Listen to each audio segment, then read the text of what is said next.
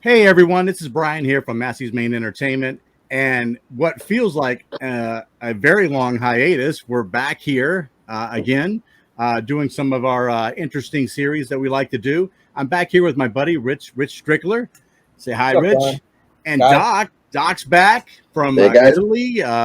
Hitting the Mediterranean and enjoying himself. And I managed to actually sneak back here after visiting my grandson in Tennessee, and I did a little bit of sightseeing in Nashville, and then we're also joined by Randy. And Randy, I'm sure you were busy this summer. You usually go places, right? Yeah, later on this summer. Yeah. Okay. So but we thought we get back together, and when we did this time, we were kind of like burnt out on music a little bit, so we wanted to jump back into movies, which all four of us here, are big, huge movie buffs. And what we decided to do was fill in the gaps that we have in our rankings, because we did pick up in 1980 on the best movies when we were doing our series on my channel, but we never covered from 1965 to 1979. So today we're going to start, and we're going to rank the top 5 movies of 1965 and move forward. And we're going to do round the horn style. We're going to go like 5, 5, 5, 4, 4, 4, etc., and count down all the way to number 1 that way. So today's order will be Doc, and then Randy, and then Rich, and then myself. So why don't we just kind of jump in here, guys? Let's get some comments beforehand if you want to, but let's just kind of jump in. What do you think? I just wanted to say that this is going to be more or less favorite / best / rewatchable. It's not necessarily the 10 or the 5 greatest movies that year, but the ones that have stuck with us and we keep in our repertoire for the last 50, 60 years, whatever. Yeah, I would agree. I don't think I really weighted Best Picture or Academy Awards when I was doing this. I mean, I looked at it, but it didn't like really heavily influence me in what I was doing. So I'd say exactly that. So I think we'll find that out when we get into our list here. So right, we're just going around the horn, right? So that's right, Doc. You're the man. Number 5. So yeah, 1965. I just preface this by saying there's a lot of war-themed movies that I like. So I like war movies. So westerns, wars. That seems to be a big theme in the 60s here. And I'm going to start off in Battle of the Bulge, will be number 5 for me. So Nice. I can't get around the Robert Shaw being in a movie in some senses, because I think he's fantastic and he's awesome here. And it's an epic war flick. Henry Fonda is very good at it. I'm not a big Henry Fonda guy, but he's very good in this one. Charles Bronson, Telly Savalas, Telly doing Telly, especially in the 60s here. Almost like the same kind of character. But I'm going to start off with the Battle of the Bulge for me at number 5. Man. I just think it's an epic, great, true story, shall we say, a war story. So Robert Shaw. Yeah. Nice. There you go. Hey, nice pick. Randy, what do you got? Well, I'm going with one of the Bond pictures. Yeah. And it's got one of my favorite scenes with the femme fatale, or whatever you want to call, where she gets shot, and it's Luciana Paluzzi, and it's lost this. She gets shot, and he's covering up the bullet hole, and he sets her down. He goes, "You don't mind if my friend just sits one out?" It was one of the best of his throwaway lines. In fact, I think one of the In Like Flint movies used it, and another movie copied it as well. But the film as a whole maybe is not as strong as From Russia with Love or Goldfinger or some of those, but it has the perfect Sean Connery role for him, and it's got where they even play with the Bond themes, because Luciana Paluzzi is what's her name, Fiona Volpe in the movie, even says that all these women have to do is make love to you, and then they change, into the good person. Goes, well, it's not going to be me. So I just kind of love that. Claudine Auger is beautiful in the movie. It's got one of the best John Barry scores. The only thing wrong with it is the underwater scenes take too long, and the fight scene goes on forever, even though it is pretty amazing without CGI what they did underwater there. But Right. yeah, I'm picking Thunderball as my number 5. That's awesome. Rich. Yeah, I like that. I thought at least the Bond or maybe a Beatles movie would show up. I left them off my list, but that's a good pick.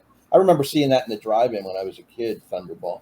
My number 5 is relatively unknown. I mean, it's called The Collector, directed by William Wyler, who has a laundry list of great movies, including Ben-Hur, The Best Years of Our Lives, Mrs. Miniver, Wuthering Heights. This is a named director. And it's a character study of this guy, a butterfly collector, who wins a lot of money in a lottery or a pool or something and buys a country house. And he ends up capturing this girl, this beautiful redhead, and that's part of his collection. It's kind of a strange movie, kind of creepy in a way, but not a lot of movies like that were made back then. You see them more now, but they're more I would say, I don't know. Viewers today would think that this movie's too slow because it's kind of set in the country. There's not a lot of action. Where you see these movies like Saw and Taken and stuff like that. Different pace. I like this style of movie because it is a character study of two people and how they're going to play cat and mouse, or how she plans to get out of this predicament. There's a lot of good stuff in it. The fact that he's possessing somebody and has power over somebody. I love the setting in the country. It's kind of a beautiful looking film. Terrence Stamp plays the villain in this. He's a creepy guy. And Samantha Eggar, the role was originally, I believe, offered to Julie Christie, but the director wanted Samantha Eggar as a new fresh face, and I think it works beautifully. So that's number 5 for me, The Collector. Excellent. That was on one of my honorable mentions. Terrence Stamp. I mean, how can you go wrong? The future General Zod. So, all right. So number 5 for me. I mean, you guys know because we've done enough videos together that I'm kind of a sci-fi fan. Sci-fi horror or whatever. Fantasy type of films. I went ahead and picked. Randy, I apologize. I went ahead and picked Jean-Luc Godard's Alphaville. This is one of the ones that I watched again for, it's been a long time. It's been since the early 90s since I had seen it last. So I watched it again. I really enjoy Eddie Constantine in this. I know he's played Lemmy Caution, the protagonist in it, in other films. Yeah, he had a role similar, but they were all smaller, unknown type of things. But basically, the premise is dystopian society where the computer's running everything. I believe the computer's Alpha 60 is the name of the computer. It basically controls all forms of communication and actions and feelings and things like that. And he's like this on a mission to destroy Alphaville and the scientist who created it, Professor von Braun. There's a romantic component in there too with the professor's daughter and him. Very small, but definitely powerful. I wanted to put this in here because it's I love the fact that I feel like it was just a really great story for the time. And maybe a start of some of these dystopian type films that were going to be influencing American sci-fi films once you hit into the mid 70s and early 80s and stuff. So Alphaville is number 5 for me. So let's. I'm not all against Godard. Didn't he do Breathless? Which yes. I like that one. So. Well, all right. Let's go to number 4. What do you got? I guess I would lean towards my number 4 is going to come in with also a character study movie, is something that Rich touched on previously too. So, but mine's going to be The Hill. Okay. I'm a Sean Connery kind of guy too, so you'll find that out later too, Randy. So, but he was great. He was great. Yeah, it was fantastic. Yeah, he's great in that movie. Is right. It's a real character study of like that camp being held for British soldiers there that are in subordination and stuff like that. And the Hill is the Hill, but it's all based around. It's really like what it does to them, more mentally than physically, on how it unfolds with Ozzie Davis as well. So. And it's just a movie I've seen a few times. When we said we were going to do this, I went back and watched that one again, and just wanted to make sure it was in my top 5. And yeah, it was an easy pick on making my top 5, but where I place it is maybe debatable, but for me, it's a top 5 movie of '65. I got the hill there. Perfect. All right, good. Cool. Randy, what do you got? Well, I've got another spy movie, another war movie, but I'm going to take the Ipcris File with Michael Caine as Harry Palmer. Yeah. It was the first of 3 movies, but I think it's probably the best one. And it's kind of the anti-James Bond, and that he had the glasses, kind of an insolent guy that's more ordinary looking. Still has a John Barry score, just like the Bond movies, and Harry Saltzman was the producer, which worked on the Bond film. And it kind of, I call it kind of like the Citizen Kane of spy films, in that it had the maybe more like Joseph Lewis of spy films. That Sidney Furie was the director, and he liked to do all these different angles, like shooting through the phone booth, and kind of like Joseph H. Lewis used to they called him Wagon Wheel Joe, because he used to shoot through like the wagon wheel if he was on a Western for a shot. And Sidney Furie does this in this movie. He's got so many different, weird angles, but I think it works really well. And I'm picking the Ipcris File. There you go. Very Rich, cool. what do you got? My number 4 is Von Ryan's Express, starring Frank Sinatra and Trevor Howard. This is an action-adventure war film. POWs on this train, and I think it's one of Frank's best performances. Very entertaining, some great shots from above and stuff, just wonderful cinematography. So I had to put this down. I'm like Doc and Brian, and I guess Randy to a certain extent. I love war films too, especially World War II, the German, prison concentration camp, the escape from that for the British soldiers. I think it's excellent. So I put it on there, and that's a childhood memory of mine as well. So Von Ryan's Express at number 4. Nice. Very good. Good. Hey, I like our variety so far. Number 4 for me, I went with a film that for other time, I guess it really would touch the boundaries of a lot of things and really challenge society a little bit. I pick A Patch of Blue with Sidney Poitier and Shelley Winters, whose performance was just like out of this world in that film. Who plays this the abusive grandmother of the blind girl who befriends Sidney Poitier's character Gordon. I want to make sure Ralph, I guess, is how you would say it. Wasn't sure there was going to be a particular one. It's directed by Guy Green. I thought it kind of touched. I wrote down here. I said, I feel like it touches not just on race, but how we actually determine love. Whether love is a physical thing, or whether or not it's some type of emotional connection that happens between two people. But because when you have a blind girl saying she falls in love with him, I mean, it's got to be through something else other than sight, other than physical attraction. I thought that was kind of an interesting component to the movie as well. And I like the fact that the movie really, and Sidney was really good about making movies that were challenging societal norms at during this span. And it's really good. It's a really good movie. Really, really good. So that's my number 4. Very cool. And what's interesting is we each got 2 films. We have 8 films, and all 8 are different. We haven't repeated one yet. We haven't repeated yet. No. Nope. No. Until now. Oh, here we go. So, my number 3 was Randy's number 5. What can I tell you? I got Thunderball here with Bond. Yeah, it's I wouldn't rank it as the highest of my Bond flicks either, Randy. I feel the same way you do. And I know what you're saying about the underwater scenes, but I think they're fantastic.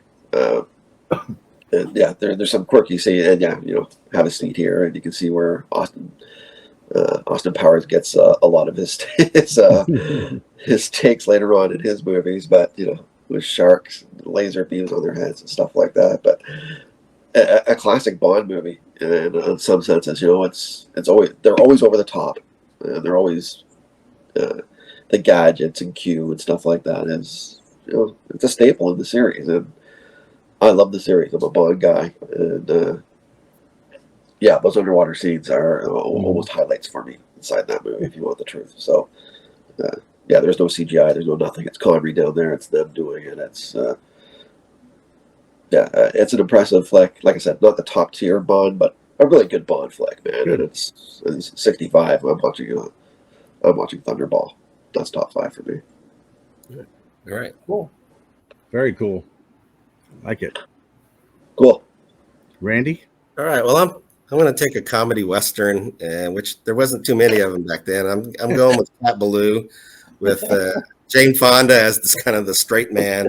They had like the Greek chorus with Stubby K and Nat King Cole singing about what's going on, and Lee Marvin, who steals every scene that he's in. In fact, when he won the Academy Award, he's saying that probably half of it should have gone to that horse, because like the horse was leaning up against the wall. And one thing I always remember, even when I was a kid, is when he plays the bad character too, the guy with the steel nose and the little strap. For some reason, that always stuck with me when I was a kid. But he probably should have been the best supporting actor, and maybe probably Sean Connery probably should have won the Academy Award that year. But that's another story. But director Elliot Silverstein, who's 96 actually and still with us. Wow. But this was really kind of out of his area, because he did movies like A Man Called Horse and The Car. And he wasn't really a comedy director, but I think it works well. And like I said, Lee Marvin makes the movie. Yeah, that's a good one. Nice.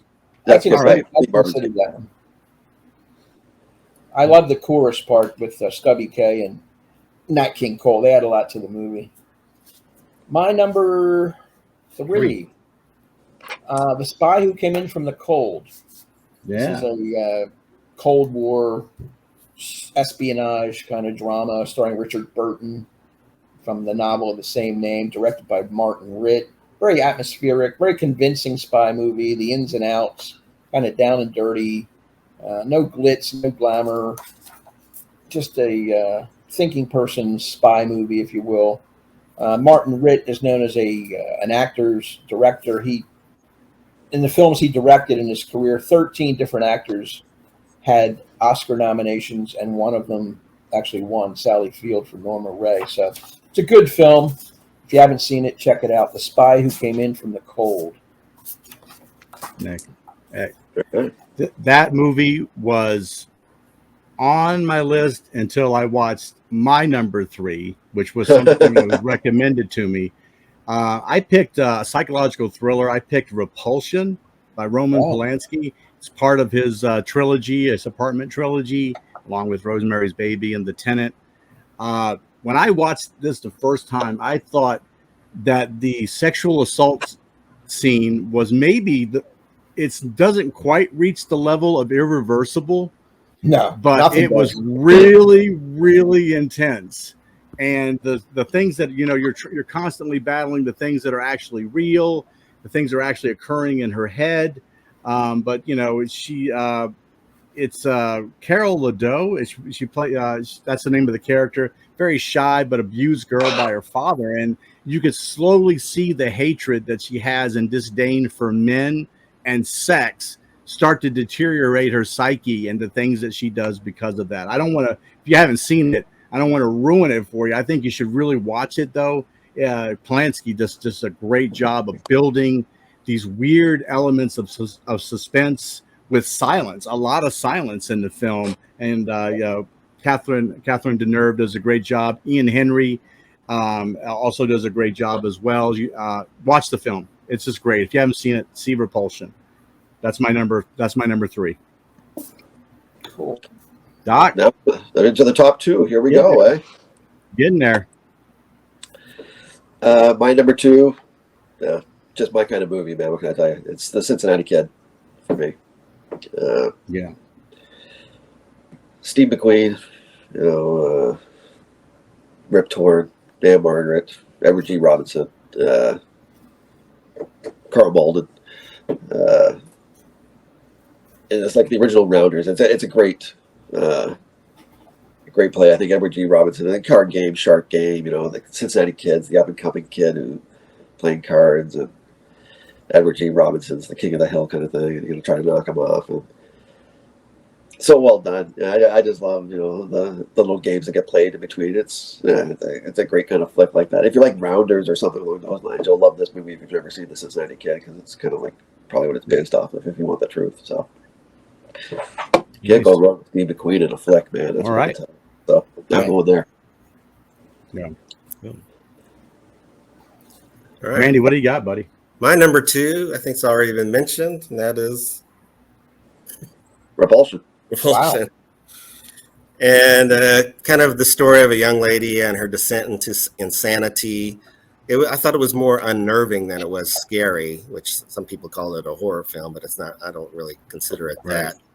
But she's kind of repulsed by men and a little bit obsessed as well, especially through her dreams. But the problem is that no one even recognizes Carol's problems. She is really, truly alone. Masterful performance by Catherine Deneuve. And like you said, you don't really know the whole story about, why she's this way until there's that masterful final shot in the movie, which is, Right. I'm not, like I said, I don't want to give Right. it Yeah. away.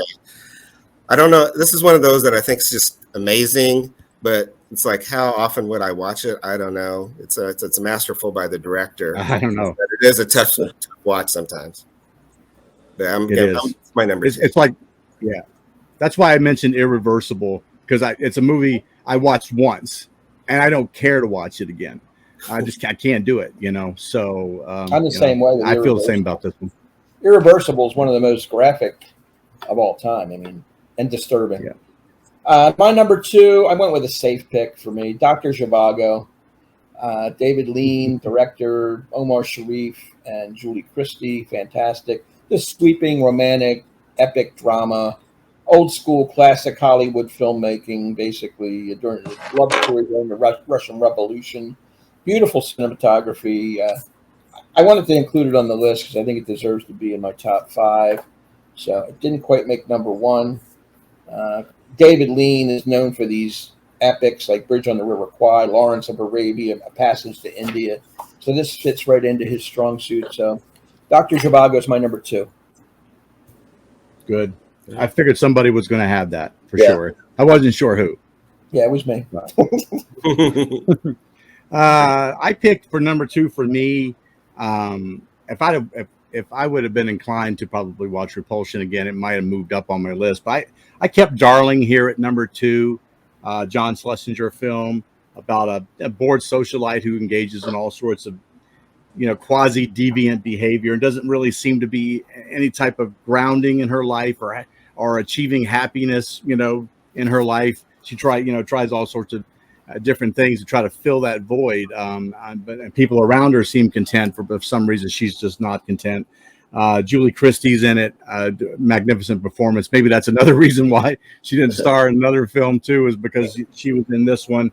I really like the film. It's a film that I wouldn't have a problem watching again. But it was like, I've only seen it twice in my life. I probably want to watch it one more time to kind of get a better feel for it. But it was a powerful film, and I like those on Medias Res films where you kind of like jump in the middle, and then you're in for a ride, and they just pull you back out of the middle again, and there's really no resolution on the main protagonist. You just know that other people's resolutions have closed in the film. So good. So that's my number 2. Good film. Time for number 1. Yeah. How can I tell you, man? I wrote this one down first, so that's just because it's me. It's my favorite from '65, that's for sure. So I got Clint, man, for a few dollars more, man. It's right in the middle of the dollar trilogy there between Fist and Good and Bad. Big Man Cliff, it's Clint. It's a classic spaghetti western, man. I don't know what else to say. It's a great follow-up to the original. Probably a better villain in this one in some senses too, because it's real heartless. So, the gang. So, this is '60s. This is Clint doing his westerns before he gets into other things. But I love these movies, man. This is right up my alley. And, I'm a big Clint guy too, to go with Connery and some other people that I've talked about throughout this list. Robert Shaw as well. So. I get attracted to McQueen, so I'm attracted to the guys I like, or the actors I like, or the characters that I like, and it builds off of them. So that's why I like them. Right up my alley, man. For a few dollars more, number 1 for me at 55. Cool. It's a good number 1. Oh, yeah. Randy? Well, my number 1 might sound familiar because it's Awesome, Randy. I'm a big Sergio Leone fan. And he talked about Clint, but I also love the addition of Lee Van Cleef, who before this film was just, kind of one of the first bad guys to get killed in the movie, in a lot of Westerns. But Sergio Leone loved his look, and this was like his first big major role, and he became a huge star over Europe, especially in these Italian Westerns. But I always remember he had that different look. He was like, he had that cool hat and the cape, and he was smoking a pipe, just totally different kind of guy. This one, he's not the bad guy, but he was perfect as a bad guy too. But, and then this movie, he had a bigger budget than A Fistful of Dollars, and it was more extravagant. And Ennio Morricone's score, I think, was even better. I mean, awesome. Great score by him. Yes. And next one, he would be even greater. But and it has like 20 minutes of style before the movie even starts going, and you don't really know the whole story till the last scene in the movie, which is kind of cool. But some people, Sergio Leone isn't for everybody because he takes his time more than any director, shows all the extreme close-ups. But I just love that, and so that's going to be my number one. Good pick, Randy. Very good pick. Back to backers, nice. My number one is one that Doc had as his number two, and that's The Cincinnati Kid. This is clearly my favorite film of the year. Not a strong year, but I love this film. This is the second greatest poker player movie of all time after Rounder. I love Rounders, but The Cincinnati Kid is right there with it. Steve McQueen, you cannot go wrong with. Edward G. Robinson matches them all the way. They interplay. The dialogue is excellent. I love Anne Margaret, of course. Carl Malden adds his Tuesday Welds in this movie. Joan Blondell, Rip Torn. Great cast. All these characters set in the old days back. I think it's in New Orleans. I believe it's set in that town. And the king of cool, Steve McQueen's going to try and knock off the reigning champion of poker. 5-card stud is the game. And it's just fantastic. And Margaret's never been better. She's in peak form, sexy as hell. I just love the whole movie. It's not one. I saw it, I guess 30 years ago for the first time. It's not one I grew up with. I knew the title, but I finally caught up with it, and it's just fantastic. Originally, it was cast with Spencer Tracy in the lead role, which I did not know, and in the Edward G. Robinson role. And for some reason, that changed. I think Edward G. Robinson's perfect in this. Great movie. Cincinnati Kid is my top film of 65. Good one. Good. All right. Well, kind of a no-brainer here. I think I did the same thing Doc did. I wrote down number one for me for a few dollars more, Sergio Leone. I'm a huge Western fan. Doc knows this. Rich knows this. So this felt like a little bit of a no-brainer here. The Man with No Name, Manco and Mortimer, kind of infiltrating this gang and then kind of like, tearing it apart in a way from the inside. Randy's right. Everybody kind of comments on the pace of Leone's films. But I've grown to like it and appreciate it. That he's willing to take his time for development of a shot and development of characters. And again, Morricone's, soundtracks are just legendary, and you did touch upon next year will be the big one, that everybody will know, the theme song for sure. So I picked it for a few dollars more. Just kind of seemed like a no-brainer to me here, guys, at number one. So what I looked at here while we were kind of looking at it, I kind of kept track here. Between four of us, we had 15 different movies. So I thought that was the most interesting part of it.